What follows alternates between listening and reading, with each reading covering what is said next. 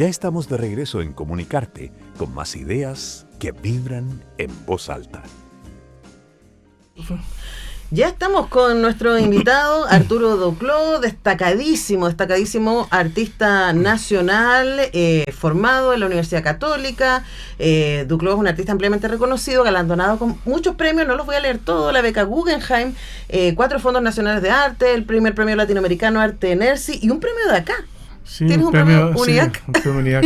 No, y también he sido profesor aquí en la universidad, ¿no? Mira, ¿y sentiste nostalgia de volver? Bueno, estoy súper ocupado ahora, entonces trato de tener menos horas docentes, ¿no? Hago clases también en nuestra universidad. ¿Haces talleres? Sí, que es otra cosa. Sí, hago talleres, sí.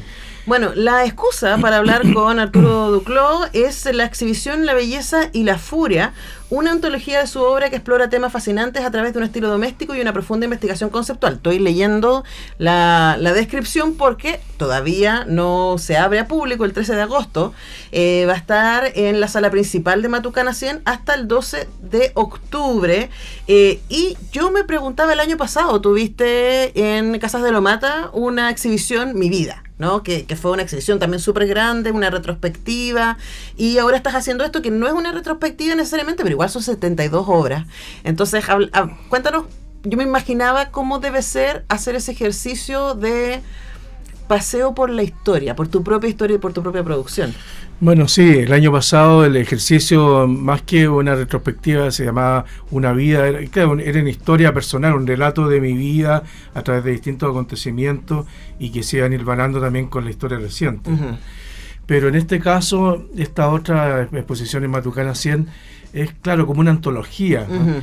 La verdad es que hoy día, como llamar retrospectiva a una obra de un artista, suena casi como un poco... Como adiós, así un gustazo. No, pero claro, pero además de eso también, como, no sé, creo que es como muy canónico, muy antiguo, no muy decimonónico, como los salones de arte, como tiene como algo un poco grandilocuente, yo ¿no? creo que además puede tener esta cosa de ya se hizo todo lo que se había que hacer. Exacto, ya no queda nada más por hacer. En cambio, al contrario, precisamente esta exposición se trata de cómo seguir trabajando con la misma obra. ¿Por qué? Porque me basé en un proyecto que hizo un señor hace muchísimos años, a principios del siglo XX, ¿no? Que se llama el Atlas Nemosín, de Avi Warburg. Abraham Warburg, ¿no? Era un hijo de un comerciante, de un banquero judío muy rico en Hamburgo, y entonces él heredó una fortuna que le invirtió el libro, ¿no? Hizo una de las bibliotecas más grandes de la época. Qué buena inversión, me parece. Sí, con 60.000 ejemplares, y creó un instituto, el Instituto Warburg, ¿no? Porque él era historiador, ¿no? Entonces él lo que creó fue un método de leer la historia a partir de las imágenes, ¿no? Y también de sacar elementos concluyentes, pero que tenían más que ver con una hermenéutica de la imagen, ¿no? Que él aplicaba y que luego, bueno, muchos pensadores de la época, como Walter Benjamin, por ejemplo, el mismo Gombrich, otro historiador, los tomaron, ¿no? Como referencia también para poder hablar de la historia. Entonces, en eso mismo yo me basé para hacer una suerte de autocuratoría, ¿no? Porque en realidad, claro, encargarle a un curador y ponerle un pie forzado a esa naturaleza es casi como cortarle las manos, así que tengo que hacerme cargo yo de la curatoría. Y lo que hice fue tomar obras de distintos periodos de mi producción artística entre el año 83 y el año 25, ¿no? Y entonces crear conjuntos a partir de estas obras que no necesariamente tenían que ver con cronológicamente, sino que a través del tiempo podían intercambiarse, podían entrecruzarse y generar nuevas lecturas, ¿no? A partir de contenidos básicos también que tienen que ver con los contenidos de la historia, ¿no? El amor, el sexo, la religión, la política, ¿no? Ahora, son 5 ensayos. Son 5 ensayos, claro. Y entonces, ese es como la base, digamos, de este proyecto. La base tiene que ver con eso. Entonces, difícilmente uno lo puede llamar una retrospectiva. Más bien, como digo, es una antología que crea estos ensayos internos y que al mismo tiempo pueden ser leídos como otra obra, como otra propuesta, ¿no? Claro, el diálogo que genera. Exacto, claro. De hecho, eso me da mucha curiosidad, Arturo, porque pienso en que, según estuve leyendo, esta exposición muestra obras que tenías tú, otras que estaban en manos de privados, ¿cierto? Exacto, claro. Y yo me preguntaba cómo debe ser para ti cuando tienes las obras encima y empiezas a generar, oye, esto lo pinté en el 85, ¿cierto? Esto lo pinté en el 2003, y mira cómo hablan estas obras. ¿Cómo se fue produciendo eso? Bueno, básicamente se fue produciendo a partir de estos pies forzados que yo creé en estos ensayos, por así decirlo, ¿no? Porque yo también he trabajado de la misma manera que Avi Warburg. Avi Warburg fue un personaje que se recuperó recién en los años 90, cuando Didi Uberman, el curador, historiador del arte, hizo una apología de este Atlas, el Atlas Mnemosyne, del cual él hablaba, ¿no? Y que curiosamente Atlas y Mnemosyne eran dos titanes, ¿no? Que fueron los que derrotaron los dioses griegos, ¿no? Los titanes, de ahí surgen los dioses del Olimpo tras la derrota, la guerra con los titanes, ¿no? Y entonces Mnemosyne era la diosa de la memoria, la madre de las 9 musas, ¿no? Y Atlas era otro de los titanes que fue relegado por los dioses a sostener la tierra, ¿no? Atlas es como el que sostiene la tierra según la mitología griega, ¿no? Entonces es muy interesante cómo también a partir de esa misma reflexión que él hace con la antigüedad, ¿no?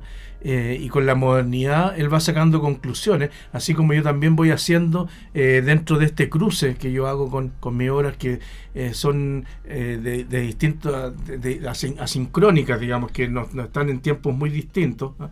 Y que se vuelven a reunir tanto con inquietudes similares, pero también con reinterpretaciones, porque tampoco es tan lineal. O sea, no es que yo diga voy a hablar del amor, por ejemplo, y voy a poner solamente corazones, ¿entiendes? Sino que más bien la idea es ver también cómo puedo hablar del amor a partir de otras pulsiones, de otros formatos visuales, ¿no? Por ejemplo, una de las obras que está en esa sección del amor es una estrella que hice el año 97, y que la estrella está hecha con una manguera de 8 milímetros y al interior tiene sangre, ¿no?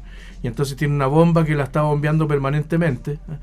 Y claro, ahí hablamos de otra cosa que también es una metáfora del amor, ¿no? Que no solamente tiene que ver con el corazón, sino que con la idea de la vida y la muerte. Entonces también eso se conecta con otra parte que es la sección de la muerte, ¿no? Y creo que ahí es donde está lo interesante en esta propuesta que estoy haciendo, no porque lo diga yo, sino que porque de verdad para mí mi trabajo a nivel de visualidad ha sido un trabajo de pensamiento visual. Y el hecho de pensar visualmente, de pensar con imágenes, no solamente abre otras perspectivas, sino que también nos amplifica lo que hoy día nosotros conocemos como imagen, porque estamos en el siglo de las imágenes, y esta es una universidad, por ejemplo, que trabaja con las imágenes, pero las imágenes también pueden ser leídas, así como uno puede leer un libro, ¿no es cierto? Las imágenes también se pueden leer. Sí, y en ese sentido de la relectura, me pregunto si te pasó que con el que eres hoy día, a quien le sucedió las cosas, toda tu historia, te permitió releer tus obras y decir, mira, no me había dado cuenta que en esta obra también estoy hablando de eso, lo veo hoy día. Claro, sin duda, ese fue el ejercicio más importante. O sea, es como ver esa transversalidad de temas, por así decirlo, o de sujetos de investigación que estaban presentes en la obra y que se fueron repitiendo. Entonces, por eso también pude hacer como esta suerte de reducción, ¿no? a 5 partes, a 5 ensayos, porque lógicamente hay muchos más temas, ¿no? Pero yo diría que son los temas más importantes, y además también, si uno piensa, son los temas más importantes de la humanidad, de la historia, sí, ¿no? Sin duda. Claro, ¿no? Porque finalmente esos son los que nos constituyen también como civilización, especialmente hoy día cuando pensamos en cómo ha evolucionado la sociedad después de la Ilustración, ¿no? Que fue la Ilustración fue la que produjo el proyecto de la modernidad y el progreso, a lo que hemos llegado ahora, y cómo eso se ha transmutado también a partir de las nuevas tecnologías, por ejemplo, y cómo hoy día ha retrocedido ese proyecto en pos de también de una visión que es muy distinta a la que se había planteado cómo se inició.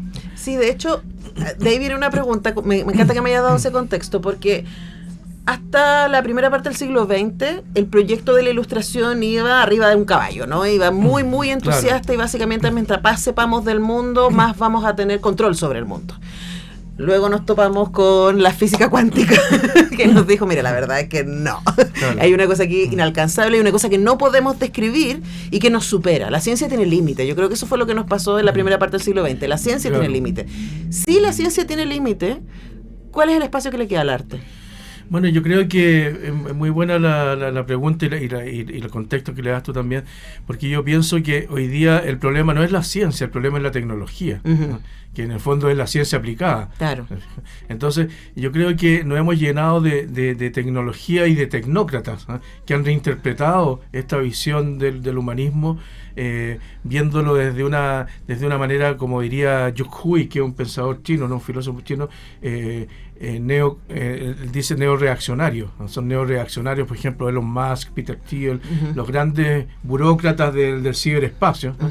Porque al final ellos lo que encarnan es el espíritu no de la ilustración, sino que es un espíritu solamente del neoliberalismo puro, ¿no? Sí. Y ellos incluso se hacen llamar extractivo, claro, y neolibertario, ¿no? Porque finalmente el negocio de ellos es que la gente suba imágenes, que suba información, que ponga, porque si no, claro, las redes no existirían si no fuera porque nosotros las estamos nutriendo, ¿no? Entonces yo creo que hay un cambio de paradigma hoy día, y que Heidegger lo identificó muy bien en su ensayo sobre la tecnología después de la Segunda Guerra Mundial del año 47, ¿eh? en donde él dice que, claro, que la diferencia de la tecné, que había sido concebida inicialmente por los griegos, es que ellos lo veían como una aplicación que elevaba las condiciones de vida de las personas, pero hoy día la tecnología se piensa como stock. Sí. No se piensa, o sea, se piensa como negocio, no se piensa como algo que es positivo para el desarrollo humano. Y de hecho lo que estamos hoy día asistiendo es como la tecnología al mismo tiempo nos sirve y le servimos, ¿no? Y ahí hay un cruce que está súper tensionado, y se me va el tiempo, Arturo, pero para cerrar, haciendo este ejercicio, el del año pasado que hiciste, que fue muy personal ahí en Casas de Lomate, es el de ahora que estás haciendo con estos 5 ensayos en Matucana 100, que lo van a poder ver a partir de el 14. El 12. El 12 de agosto. O sea, el 12 se inaugura, pero el 13 está abierto al público en general. A partir del 13 de agosto. Igual los que quieren ir a la inauguración. Abierto, claro, vaya, nomás. Esa revisión, especialmente me interesa la revisión de lo político, ¿no? Y perdón que te esté dando 2 minutos para responder esto, pero cuando tú empezaste a hacer obra, Chile era otra cosa. Y quería preguntarte por eso, ¿por qué te pasó cuando empezaste a hacer dialogar tus obras sobre lo político? Bueno, yo creo que sin duda cuando yo partí haciendo mis primeras obras estaba mucho más enfocada a los temas de la contingencia de esa época, de los derechos humanos directamente, aunque todavía me siguen importando porque también siguen siendo un problema, ¿eh? Pero sí, la evolución que ha habido hoy día es como yo diría como un fin de las utopías, ¿no? Que Marcuse ya lo había anunciado en los años 60. O sea, en el fondo, todas estas utopías que se habían planteado dentro del proyecto de la Ilustración no solamente se deflacionaron y cayeron, sino que además hoy día no hay banderas de lucha. Entonces, lo político hoy día se transforma en algo que está controlado por lo corporativo, ¿no? Y no efectivamente por banderas de lucha. Hoy día vemos cómo tan fácilmente, por ejemplo, la DC dice vamos a votar por Jara, o vamos a votar por Matei, o hasta por Kast, ¿no? O sea, en el fondo hay una liquidez, una